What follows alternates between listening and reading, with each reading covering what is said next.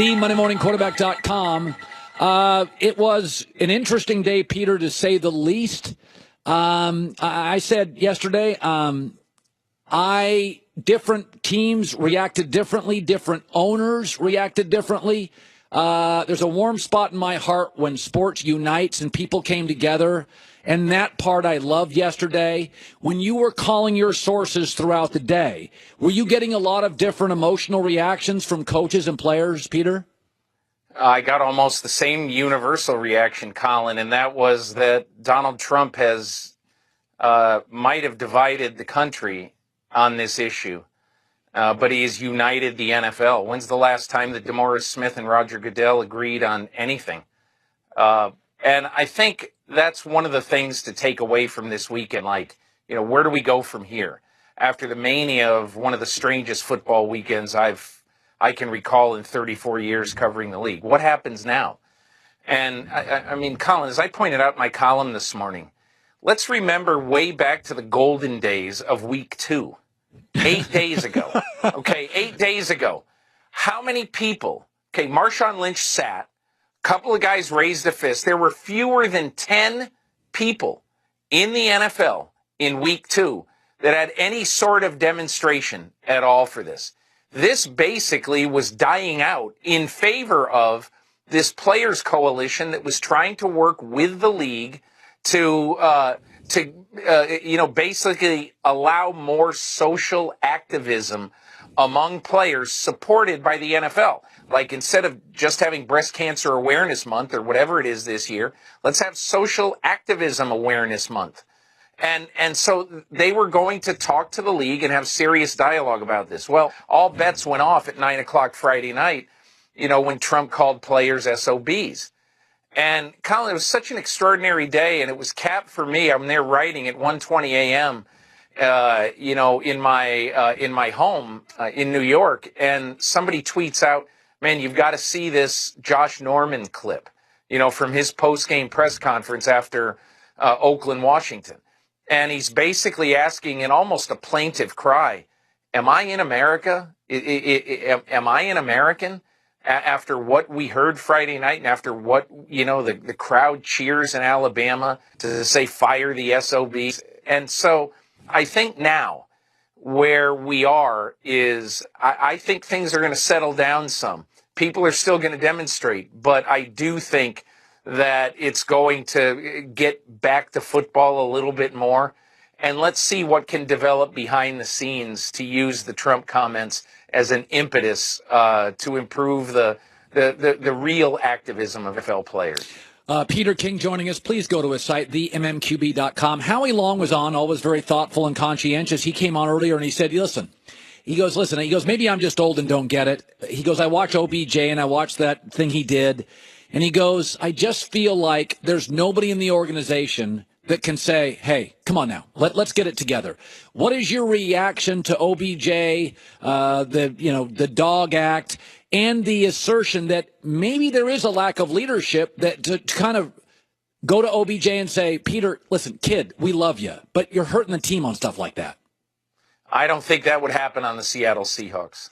I just don't. I think it's I think it's utterly, absolutely pathetic. Here's a guy who caught his 300th pass in the NFL on Sunday. He's a truly great, transcendent talent. So what happens this morning, even though the Giants lose the game? What happens this morning on the back page of the Daily News? There's a gigantic picture of this transcendent talent lifting his leg and urinating like a dog, on the back page of the New York Daily News. I mean, is that what you want your life to be? Is that what you want your legacy to be? Somebody with the Giants has got to stop saying, oh, well, he's growing up. Somebody with the Giants has got to lasso him. And I don't even mean talk some sense into him, but to tell him that stuff hurts your team, not only with the penalty, but with the image of your team. It is so ridiculously unprofessional to say, hey, let's urinate on an opposing team's field or faux urinate. It's just, I'm speechless about it, really. I'm just speechless. Peter King, themmqb.com. I said this. Kobe Bryant was shot at 36. As great as LeBron is, he's 32, and you can tell he's not quite the defensive player. Tom Brady yesterday, in fact, the last 2 weeks, Peter, has had a pass rush, has literally been in the crosshairs of violent collisions, and that was as good at 40 years old as I've ever seen Tom Brady. Brandon Cooks, who came from the Saints, Tom and him finally connect yesterday. You talked to Brandon Cooks. Like when you talked to Patriot players yesterday, what did Tom say in the huddle? He just basically said, let's do what we do best before that play. And they did it. And Brady is not a dramatic, although sometimes on the sidelines you see him airing people out. He's not really a dramatic guy in the huddle because his feeling is we only have a certain amount of time to get the play in from Josh McDaniels on the sidelines, and then I want to give it to you, and then I need to get out to look at this defense. Not only has the defense been swarming around me the whole day, but we've only got 1 or 2 plays left to try to win this game. So he's not giving any John Wayne speeches in the huddle. But I think, Colin, the one thing that you're seeing, and with all of the people who laugh at his lifestyle and who ridicule and make fun of Tom Brady for all the water he drinks, the electrolytes and the avocado ice cream, going to bed at 8:30 and all that stuff. I'm just saying, this guy, he's not hurting anybody. He's found out what his passion is in the world. He's not hurting a soul, and he's going out and continuing to play great. I think it's a tribute to him, and it's a tribute to him that he can play with blinders on and his ears closed, so he doesn't hear what a lot of people are saying about him and how ridiculously square he is. And I find all the criticism of Tom Brady to be hilarious. Now, it's one thing. If you want to criticize him over the ball deflation charges, that's fine. That's fine. Go ahead. Have at it. But to criticize his lifestyle of a guy who really does everything right off the field, I think, people might argue with Donald Trump, but hey, I'll argue with somebody's politics all day. But all his professional stuff, he does right. Okay, it's interesting. I've watched this league for a long time. You've covered it for a long time.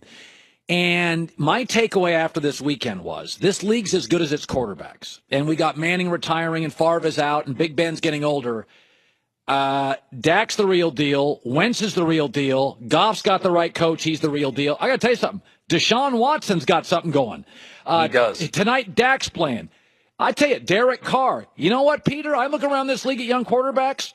I feel confident saying this. We're all good. We got 8 young guys. I love them. Colin, you stole a story I'm working on for the MMQB. You just did. I just thought watching these games yesterday and over the weekend, and I see Jared Goff, I see Mariota. The clincher was watching Deshaun Watson.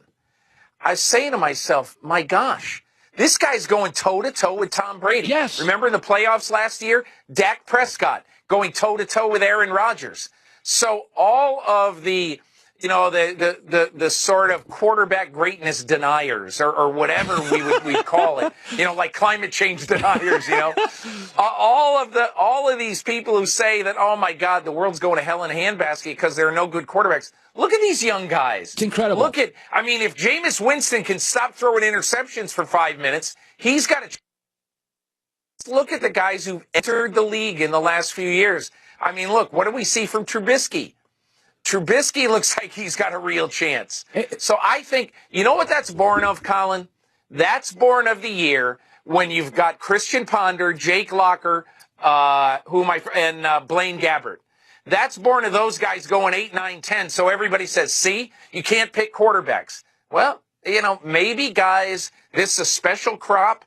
And how about this? Trent Dilfer tells me last week or a couple of weeks ago, this coming year, depending on who comes out, could be the best year for quarterbacks in the draft since 1983. Yeah, by the way, we're not mentioning Garoppolo, who hasn't been given right. And we're not mentioning Luck, who will come back. I feel very confident right now. And Colin, I'm not saying that Jacoby Brissett has done enough to earn his spot, on this mantle with these other guys. But I'm saying that I kind of like to see what his potential is. And I don't hope for Andrew Luck to get hurt again, but I think I want to see Jacoby Brissett play 6 or 8 games in a row. I think he's intriguing. So do I. I thought that yesterday. I'm like, there's something there. And by the way, we're not mentioning Kaiser. Again, I just look at these young guys and I'm like, I'm sorry. I see talent, about 10 different guys. Peter King, check his site out, MMQB. Absolute pleasure. Thank you, Peter.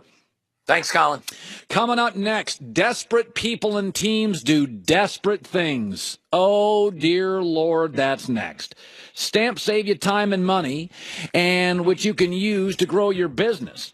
You can mail any letter, any package, now using your computer and printer with Stamps.com. Domestic, international, doesn't matter. There's no long-term commitment. You click, you print, you mail, and you're done. Don't have to use the post office. Letters or packages at your convenience 24/7. Any package, any letter, any class of mail, domestic, international. Stamps.com makes it easy.